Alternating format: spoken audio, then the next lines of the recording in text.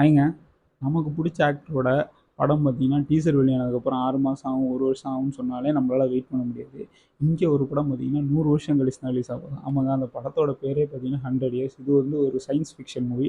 100 இயர்ஸ்க்கு அப்புறம் வேர்ல்டு எப்படி இருக்குங்கிறத பத்தி தான் இந்த படத்துல எடுத்திருக்காங்க. இந்த படத்தோட டேக்லைன் பார்த்தீங்கன்னா, "the movie you will never சீ". இந்த படத்தை டைரக்ட் பண்ணியிருக்கார் ராபர்ட் ரோட்ரிகஸ். இந்த படத்தை எழுதி நடிக்கிறார் ஜான் மால்கோவிச். இந்த படத்தோட ஆக்ட்ரஸ் பார்த்தீங்கன்னா சூயா சாங். இந்த படத்தை வந்து பிரபல லிக்வர் கம்பெனியான ரெமி மார்ட்டின் வந்து ப்ரொடக்ஷன் பண்ணுறாங்க. அவங்க ப்ரொடக்ஷன் பண்ணுற ஒரு பர்டிகுலர் லூயி கேன்மாக் 13 அப்படின்னு சொல்ல போகிற ஒரு ஷாம்பெயினோட எக்ஸ்பிரி டேட் பார்த்தீங்கன்னா 40 to 100 இயர்ஸ்.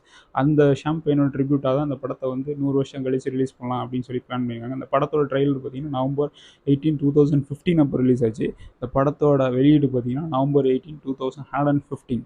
இந்த படத்தோட பதிவு பார்த்தீங்கன்னா ஒரு புல்லட் ப்ரூஃப் போடப்பட்ட ஒரு கிளாஸில் வந்து வச்சுருக்காங்க. இந்த கிளாஸோட லாக் பார்த்தீங்கன்னா ஆட்டோமேட்டிக்காக அந்த நவம்பர் 18, 2015 அப்போ ஓப்பன் ஆகிடும். இந்த படத்தோட டிக்கெட் பார்த்தீங்கன்னா இது வரைக்கும் 1000 பேத்துக்கு கொடுத்துருக்காங்க. அதில் என்ன விஷயம்னு பார்த்தீங்கன்னா, இந்த படத்தோட டிக்கெட் பார்த்தீங்கன்னா மெட்டலால் செஞ்சு கொடுத்துருக்காங்க. அது எதுக்காக கொடுத்துருக்காங்கன்னு பார்த்தீங்கன்னா, அந்த 100 வருஷம் கழிச்சு அந்த டிக்கெட்டை ரிசீவ் பண்ணவங்க உயிரோடு இல்லைன்னா அவங்களோட ஃபேமிலியில் உள்ள பின்னாடி வரும் சங்கதியினர்கள் அந்த டிக்கெட்டை யூஸ் பண்ணி அந்த படத்தை பார்க்கலாம் அப்படிங்கிறதுக்காக மெட்டலால் ஏற்பாடு பண்ணி அந்த டிக்கெட்டை இஷ்யூ பண்ணியிருக்காங்க. அந்த படம் பார்க்குறப்ப நம்மள பாதி பேர் உயிரோடே இருக்க போகிறதில்ல. 100 இயர்ஸ் படம், ஜென்ரேஷன் அப்பார்ட் ஃப்ரம் அந்த படம்.